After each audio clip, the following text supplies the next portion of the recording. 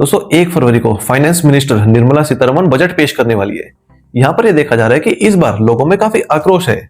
लोगों का ये कहना है कि वो जो गवर्नमेंट को टैक्स देते हैं तो उसके बदले में उन्हें गवर्नमेंट से जो बेनिफिट मिलना चाहिए वो उन्हें नहीं मिल रहा है। तो इसी के चलते इस बार ये एक्सपेक्ट किया जा रहा है कि गवर्नमेंट इस बार टैक्स में शायद कुछ रिफॉर्म्स लाने वाली है, क्योंकि हमारे देश में जो टैक्स का एक्ट है वो 6 डिकेड से भी पुराना है और गवर्नमेंट अभी भी उसी के सहारे आगे बढ़ रही है।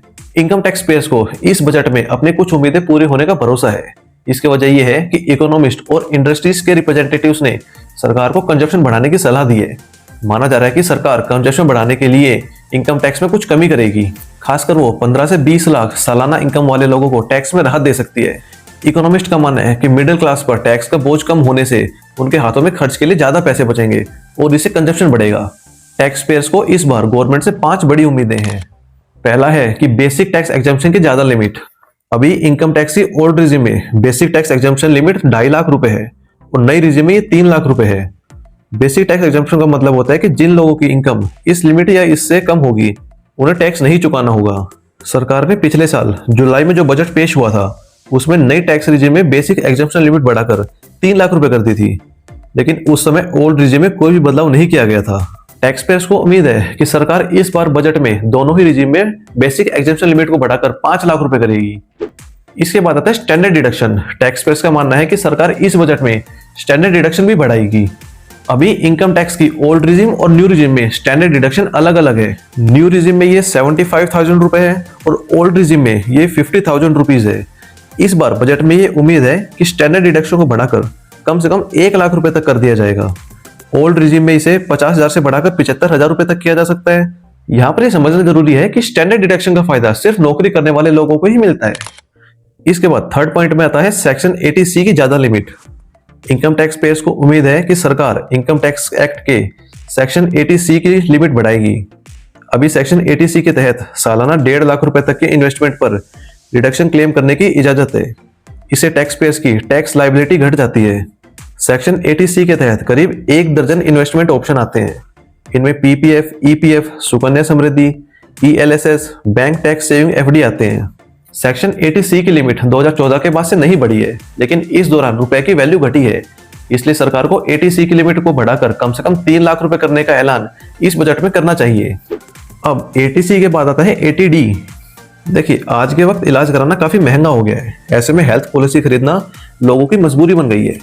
सेक्शन 80D के तहत हेल्थ पॉलिसी के प्रीमियम पर डिडक्शन मिलता है। इससे टैक्स पेयर्स की टैक्स लायबिलिटी भी कम हो जाती है। अभी 60 साल या इससे कम उम्र के लोगों को हेल्थ पॉलिसी के प्रीमियम पर 25,000 रुपए तक का डिडक्शन मिलता है और 60 साल से ज्यादा उम्र के लोगों को प्रीमियम पर 50,000 रुपए तक का डिडक्शन मिलता है। पिछले 3-4 सालों में जिस तरह हेल्थ पॉलिसी का प्रीमियम बढ़ा है उसे इन डिडक्शन को बढ़ाना जरूरी हो गया है। टैक्स पेयर्स को उम्मीद है कि वित्त मंत्री निर्मला सीतारमण 60 साल से कम उम्र के लोगों के लिए डिडक्शन बढ़ाकर 50,000 रुपए कर सकती है और 60 साल से ज्यादा उम्र के लोगों के लिए डिडक्शन को बढ़ाकर 1 लाख रुपए तक किया जा सकता है। इसके बाद 5th पॉइंट में बात करते हैं एनपीएस के सेक्शन 80CCD 1B के तहत ज्यादा डिडक्शन। अभी नेशनल पेंशन स्कीम एनपीएस में निवेश करने पर सेक्शन 80CCD 1B के तहत 50,000 रुपए तक का डिडक्शन मिलता है। ये डिडक्शन एम्प्लॉय को एनपीएस अकाउंट में सालाना 1.5 लाख रुपए तक के कंट्रीब्यूशन पर मिलने वाले डिडक्शन के अतिरिक्त है। एनपीएस सब्सक्राइबर्स को उम्मीद है कि सरकार सेक्शन 80CCD 1B के तहत मिलने वाले 50,000 रुपए के डिडक्शन को बढ़ाकर कम से कम 1 लाख रुपए करने का ऐलान बजट में करेगी। इससे एनपीएस में आम लोगों की दिलचस्पी भी बढ़ेगी। इसके अलावा कुछ और सेक्टर्स जहां पर एक्सपर्ट्स ने सरकार को अपने सुझाव दिए हैं। एक्सपर्ट्स का कहना है कि इन्वेस्टमेंट प्रॉफिट पर टैक्स के संबंध में 2024 के बजट में कुछ बदलावों को लेकर फिर से देखने की जरूरत है। उनका सुझाव है कि इस तरह के निवेश पर उसी तरह से टैक्स लगाया जाए जैसे इंटरनेशनल और भारतीय शेयरों को बराबर माना जाए, या विभिन्न प्रकार के सोने के निवेश पर लगातार टैक्स लगाया जाए।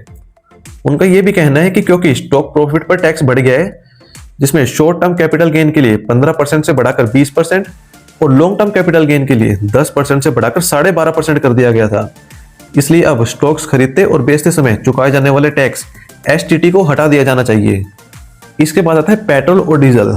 कुछ लोगों का मानना है कि इस बजट में पेट्रोल और डीजल की कीमतें घट सकती है। ऐसा तभी हो सकता है जब सरकार पेट्रोल और डीजल पर लगने वाली एक्साइज ड्यूटी को कम करे। अभी पेट्रोल पर 19.90 रुपीज और डीजल पर 15.80 रुपीज ड्यूटी लगती है। Confederation of Indian industry CII ने सरकार से पेट्रोल डीजल पर एक्साइज ड्यूटी में कटौती की सिफारिश की है। CII एक इंडस्ट्रियल ऑर्गेनाइजेशन है। लोग यहाँ पर यह भी मांग करते हैं कि पेट्रोल और डीजल को GST के दायरे में लाया जाए। अभी पेट्रोल और डीजल GST से बाहर है, जिससे स्टेट और सेंट्रल गवर्नमेंट इस पर खूब सारा टैक्स लगाते हैं। इसकी वजह से इस पर रिलीफ नहीं मिल पाता। लेकिन यहाँ पर प्रॉब्लम ये है कि पेट्रोल और डीजल को GST के अंडर लाने का फैसला फाइनेंस मिनिस्टर अकेले नहीं कर सकती। इसके लिए GST काउंसिल की मीटिंग होती है। स्टेट और सेंट्रल गवर्नमेंट साथ में मिलकर मीटिंग करती है और वोटिंग होती है। इसलिए बजट में पेट्रोल और डीजल को GST में लाने का फैसला नहीं हो सकता। इसके बाद आता है हेल्थ स्ट्रक्चर, जो एक काफी इंपॉर्टेंट सेक्टर है। इस बार बजट में हेल्थ सेक्टर का बजट करीब 10% तक बढ़ाया जा सकता है। पिछले साल हेल्थ के लिए 90,958 करोड़ रुपए दिए गए थे। इसके साथ ही MRI, CT जैसी जो मशीन्स होती हैं, उन पर भी इंपोर्ट ड्यूटी कम हो सकती है। अभी इस पर बेसिक कस्टम ड्यूटी 7.5 से 10% के बीच है। अगले 5 सालों में मेडिकल हेल्थ स्ट्रक्चर को इंप्रूव करने के लिए मेडिकल कॉलेज में 75,000 सीटें जोड़ने का लक्ष्य सरकार ने रखा है। इसका जो रोड मैप है वो इस बजट में पेश किया जा सकता है। हमारे देश में हेल्थ इंफ्रास्ट्रक्चर अभी भी कोई टॉप नॉच लेवल पर नहीं है। हर पॉइंट पर इसमें इंप्रूवमेंट की जरूरत है। इसलिए हेल्थ इंफ्रास्ट्रक्चर को बेहतर करने के लिए हेल्थ बजट बढ़ाना जरूरी है। सरकार इलाज के खर्च को कम करना चाहती है। कस्टम ड्यूटी घटने से मेडिकल डिवाइसेस की कीमतें घटेंगी और जांचें सस्ती होगी। यहाँ पर जो आयुष्मान भारत योजना है, इसका भी दायरा बढ़ाया जा सकता है। अभी सिर्फ आर्थिक रूप से कमजोर और 70 साल से ज्यादा उम्र के लोगों को ही इस योजना का फायदा मिलता है। इस स्कीम में अभी तक 36 करोड़ से ज्यादा कार्ड बनाए जा चुके हैं। इस स्कीम का मोटिव है कि सरकार ज्यादा से ज्यादा लोगों को बेहतर हेल्थ फैसिलिटीज देना चाहती है। देश के भीतर ही क्वालिटी एजुकेशन देने के लिए PM मोदी ने अगस्त 2024 में इसका ऐलान किया था। PM मोदी ने कहा था कि वो भारत को ग्लोबल एजुकेशन हब बनाना चाहते हैं। इसके बाद बात आती है कि क्या PM किसान सम्मान निधि में भी कुछ बदलाव हो सकता है। तो यहाँ पर कुछ एक्सपर्ट्स का मानना है कि इसकी राशि को सालाना 6,000 से बढ़ाकर 12,000 रुपए तक की जा सकती है, क्योंकि संसद की स्थायी समिति ने किसान सम्मान निधि को बढ़ाकर 12,000 रुपए करने की सिफारिश की है। ये सारे स्पेकुलेशंस बजट को लेकर सिर्फ मीडिया रिपोर्ट्स पर ही बेस्ड है। एक्चुअल चेंजेस जो होंगे वो सिर्फ 1 फेब को ही पता चल सकता है। लेकिन यहाँ पर सबसे बड़ा रिफॉर्म जो माना जा सकता है वो है इनकम टैक्स एक्ट में बदलाव, क्योंकि हमारे देश में 6 दशक से पुराना इनकम टैक्स एक्ट लागू है। हमारे देश में जो लोग टैक्स पे करते हैं, यानी जो लोग डायरेक्ट टैक्स देते हैं, उनकी संख्या काफी कम है। अगर लास्ट ईयर का डाटा देखें तो 75 मिलियन पीपल्स ने रिटर्न फाइल किया था। रिटर्न फाइल करने का यह मतलब नहीं है कि उन्होंने टैक्स पे किया है। इनमें से बहुत सारे लोगों का टैक्स पे 0 होता है। इसकी एक प्रॉब्लम इनकम टैक्स एक्ट भी है, जो 1961 का एक्ट है, उसे अभी तक चेंज नहीं किया गया है। हालांकि 2010 और 2019 में इसमें चेंज करने की कोशिश की गई थी, लेकिन वो आगे नहीं बढ़ पाई। लेकिन अब की बार यहाँ पर कोशिश की जा रही है डायरेक्ट टैक्स में रिफॉर्म करने की। लोगों में इस चीज को लेकर नाराजगी भी है कि जो लोग टैक्स पे नहीं करते उन लोगों को सरकार फ्रीबीज की फॉर्म में बेनिफिट दे रही है। यहाँ पर सरकार को इक्विटेबल शेयरिंग करनी होगी। जो बर्डन है वो कैपिटल और लेबर दोनों में ही बांटना होगा। इंडिया का जो टैक्स बेस है वो बहुत ही नैरो है। अभी हमने देखा कि जो लोग रिटर्न फाइल कर रहे हैं उनकी संख्या है 7.5 करोड़, लेकिन इनमें से 63% यानी 4.7 करोड़ लोगों ने कोई भी टैक्स पे नहीं किया है। सिर्फ 2.8 करोड़ लोग ही इसमें से टैक्स पे कर रहे हैं, और इनमें से भी 40,000 लोग ऐसे हैं जो एक बड़ी अमाउंट में टैक्स दे रहे हैं। यानी 85 लाख से ऊपर का जो टैक्स पे कर रहे हैं उनकी संख्या करीब 40,000 है। और इनमें से भी जो बिलियनर्स है वो हर साल कुछ ना कुछ लोग देश छोड़कर जा रहे हैं। तो इन सब प्रॉब्लम्स का क्या सॉल्यूशन निकाला जा सकता है? तो यहाँ पर एक्सपर्ट्स का मानना है कि हमारे देश में टैक्स बेस बढ़ाने की जरूरत है। मतलब जितने लोग टैक्स पे कर रहे हैं उनकी संख्या बढ़ाने की जरूरत है। लेकिन हमारे देश में जो एग्रीकल्चर इनकम है वो टैक्स फ्री है, लेकिन लगभग 60 करोड़ लोग अभी भी एग्रीकल्चर इनकम पर डिपेंडेंट है। तो यहाँ से तो टैक्स नहीं आ सकता। तो इसका एक रास्ता है कि इनकम टैक्स एक्ट में कुछ रिफॉर्म्स लाए जाएं।